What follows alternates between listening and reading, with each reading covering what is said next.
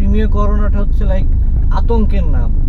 যদি বলা যায় প্রিমিয়ার করোনা, আরে ভাই 1600 সিসি, ভাই আগে তো শুনেন, তারপরে 1600 1500 কোথায় আসবে।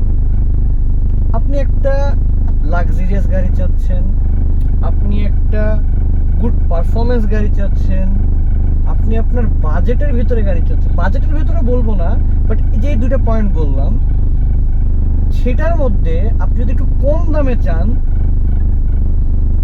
অন্য কোনো নাম আসে না, দ্যাট ইজ প্রিমিয়ার করোনা।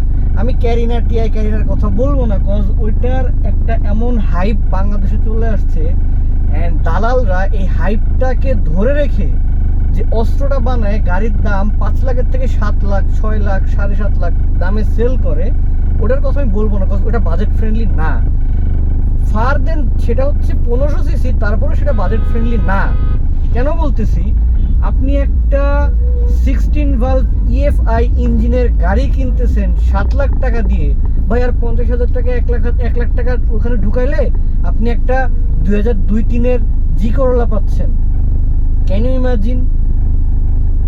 ওইটা আমি বাজেটের ভিতরে বলবো না। বাজেটের ভিতরে আমি কেন প্রিমিয়ার করোনা বলতেছি, আপনি 4, 4.5, 5-এর মধ্যে মোটামুটি একটা ভালো কন্ডিশন, কজ সেকেন্ড হ্যান্ড গাড়ির এমন কোনো গাড়ি নেই যে নিয়ে কাজ করানো লাগে না, কাজ হাতে 20-30 হাজার টাকা রাখা লাগে।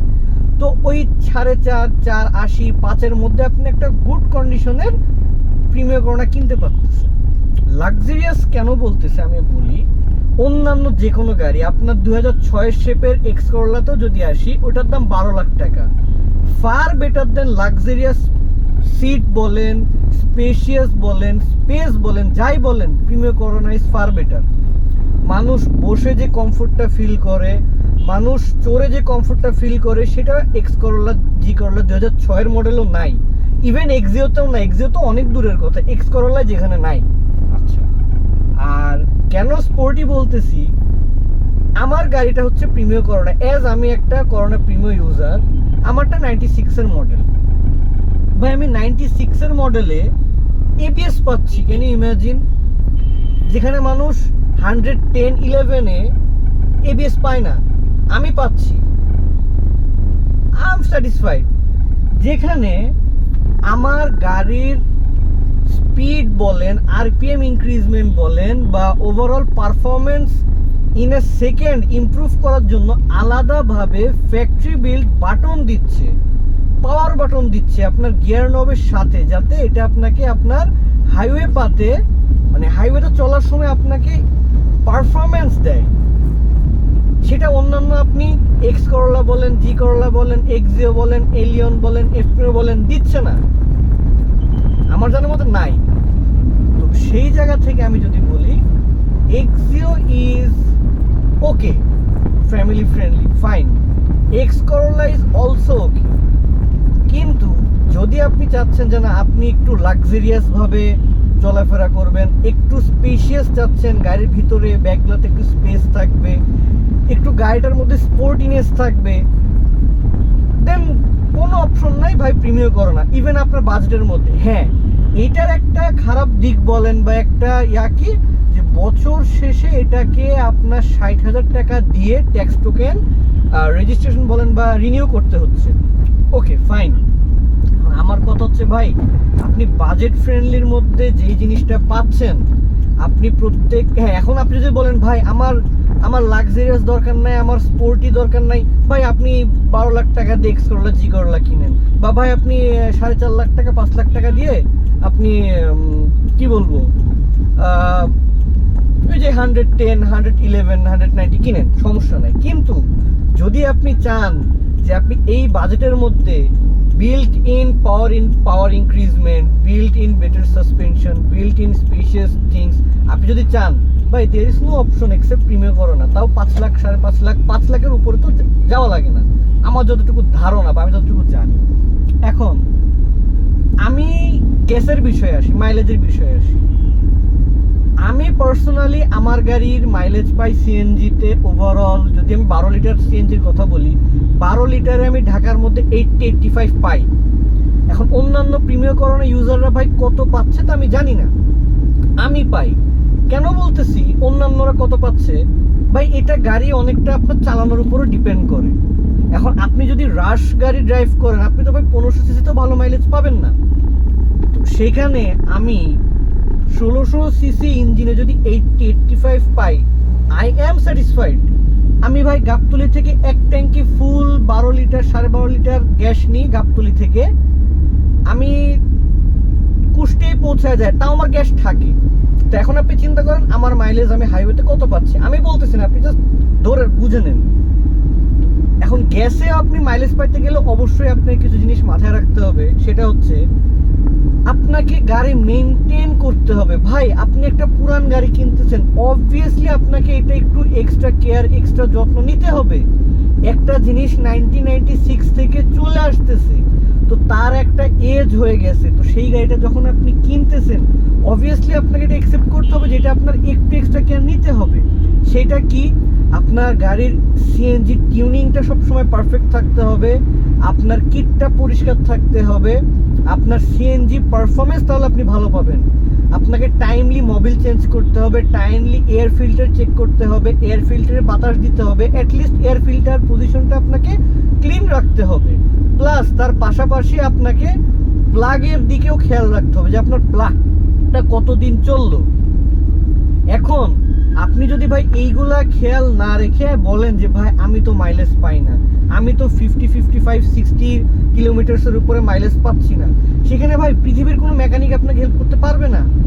এই জিনিসগুলা অবভিয়াসলি কোনো মেকানিক আপনাকে ধরে ধরে আপনাকে মনে করে দিবে না, ভাই আপনার প্লাগ চেঞ্জ করতে হবে, ভাই আপনার এটা চেঞ্জ করতে হবে। আপনাকে মাথায় রাখতে হবে আপনি একটা কিছু না হইলেও 25-30 বছর আগের একটা গাড়ি আপনি আপনার আগে দুইটা মালিকও ইউজ করতে পারে, ফার্স্ট পার্টি হইতে পারে। তো সেইভাবে আপনাকে যদি ওই জিনিসটা আপনি যত্ন না করেন, আপনি মাইলেজ কোনো দিনও পাবেন না। এটা আপনাকে অ্যাকসেপ্ট করতে হবে। তো অনেকে এটা ভাবে যে প্রিমিয়ার করো না, আমি মাইলেজ পাবো না, 1600 সিসি তেল গ্যাস। ভাই আমি 9 পাই, ঢাকার ভিতরে আমি 9 পাই। কেন 9 পাই? আমি গাড়ি 1 থেকে 2000 আরপিএম এর ভিতরে মেনটেন রেখে গাড়ি চালাই, দ্যাটস ওয়াই আমি 9 পাই। আমি কেন 85-80 কিলোমিটার সিএনজি মাইলেজ ঢাকার ভিতরে পাই? কজ ভাই আমি গিয়ার শিফটিংটা মাথায় রেখে গাড়ি চালাই। আপনি ওভারঅল যত বেশি গিয়ার শিফটিং হবে, সেটা ম্যানুয়াল হোক অটোমেটিক হোক, তত বেশি আপনার গ্যাস খাবে। আপনি যেখানে 500 মিটারের মধ্যে যদি আপনি 3-4 বার গিয়ার শিফটিং করেন, অবভিয়াসলি আপনার মাইলেজ তো বেশি যাবে না গাড়ি। আপনি মাইলেজের চিন্তা করতে গেলে আপনাকে গাড়ি যত্ন করে চালাইতে হবে।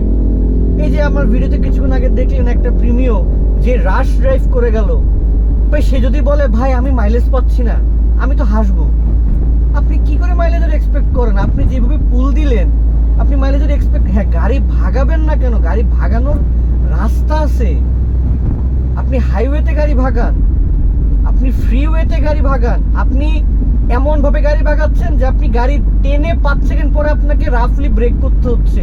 আপনি মাইলেজ কিভাবে পাবেন? আপনি এক্সপেক্ট কি করে করছেন?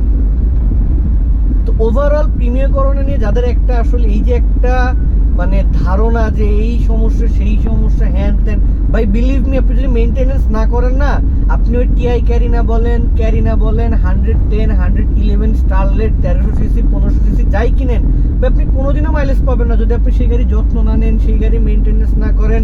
ইভেন সিএনজিতে চালায় যদি আপনি তার কিট মেনটেনেন্স না করেন, টিউনিং ঠিক না রাখেন, রেঞ্জ ঠিক না রাখেন, আপনি কোনোদিনই মাইলেজ পাবেন না। সেটা আপনি 1300 সিসির গাড়ি কিনেও পাবেন না, এটাই বাস্তব। কারণ আমার 110 ছিল, আমার 111 ছিল, ইভেন আমার কাজিনের 111 ছিল, আমার একটা চাচা 110 তো এটা হ্যাঁ 1993 মডেল, ওই গাড়িটা তার হচ্ছে ফার্স্ট পার্টি। সে ফার্স্ট পার্টি গাড়ি কিনে যদি এখন পর্যন্ত তার গ্যাস টিউনিং আমি বলি, ওটা মনে হয় ওরিয়ন সিএনজি থেকে, this is not sponsored but Orion নাকি একটা সিএনজি কনভার্সন থেকে সিএনজি কনভার্সন করছে। আমি মিরপুর সিরামিক পাম্প থেকে গ্যাস নিয়েছি 12 লিটার সামথিং, সেই গ্যাস এসে ঢাকার মধ্যে 115 কিলো মাইলেজ পাইছে। আই নো অনেকে হাসাহাসি করবেন, হ্যাঁ 115 কিলো ফানি, বাট ভাই বিলিভ মি, আপনার যদি বিশ্বাস না হয় আসেন, আয়সা আমরা একদিন ঘুরি, আপনি দেখেন আসলেই সেটা আমি 115 আপনাকে বুঝাই দিতে পারি কিনা ঢাকার মধ্যে। তো দ্যাটস ইট। তো এইটাই আমি বলবো যে প্রিমিয়ারকরণ নিয়ে আসলে যাদের এই যে একটা দুশ্চিন্তা বলেন বা এই যে একটা ভুল ধারণা, আশা করি আমার এই ভিডিও দেখার পরে এটা আসলে চেঞ্জ অনেকের হয়ে যাবে, আমি আশা করতেছি। এখন না হইলে সেখানে কিছু করার নাই। So that's all for today. Thank you so much এত মনোযোগ সহকারে কিংবা এতক্ষণ ধৈর্য ধরে আমার ভিডিও শোনার জন্য বা দেখার জন্য।